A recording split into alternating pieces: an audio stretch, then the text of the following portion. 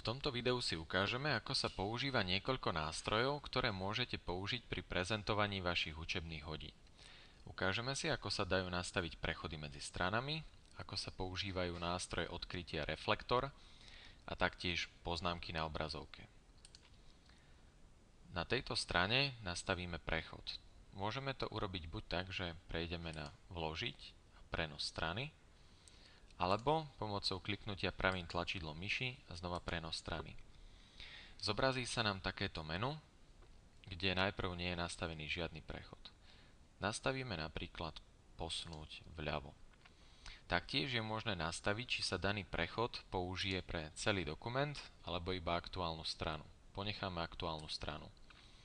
Ak začiarkneme toto políčko, tak prechod sa uplatní pre všetky ďalšie strany, ktoré pridáme do nášho dokumentu.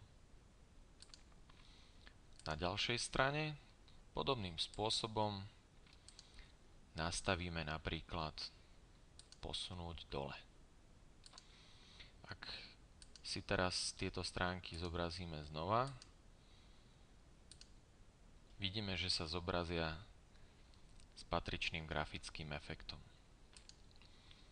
Na tejto strane si ukážeme použitie nástroja Odkrytie.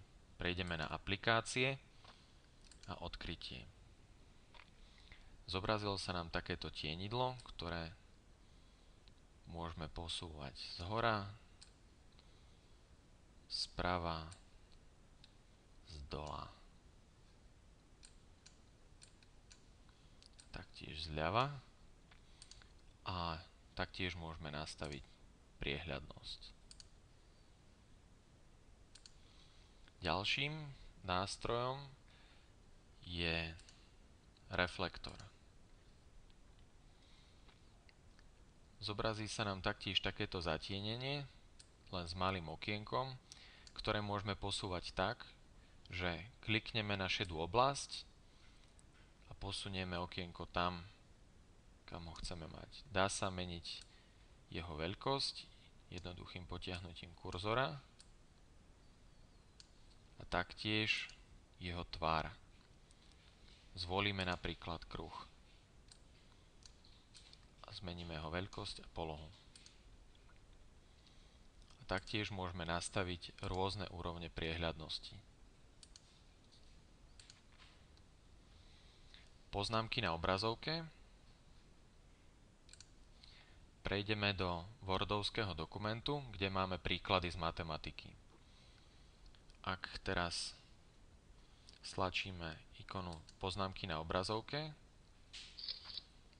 počujeme zvuk ako pri odfotení fotoaparátom a okolo okna sa nám zobrazí zelený rámik.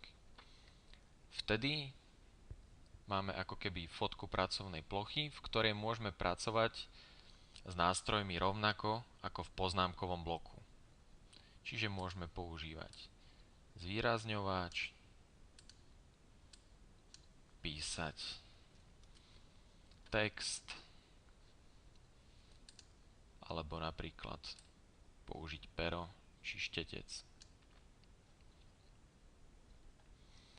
Toto zobrazenie vypneme pomocou kliknutia na ikonu myš.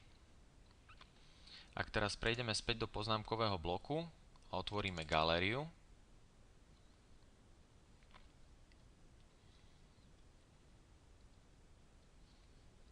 tak obrázok zhotovený pri stlačení poznámky na obrazovke nájdeme uložený v adresári poznámky na obrazovke.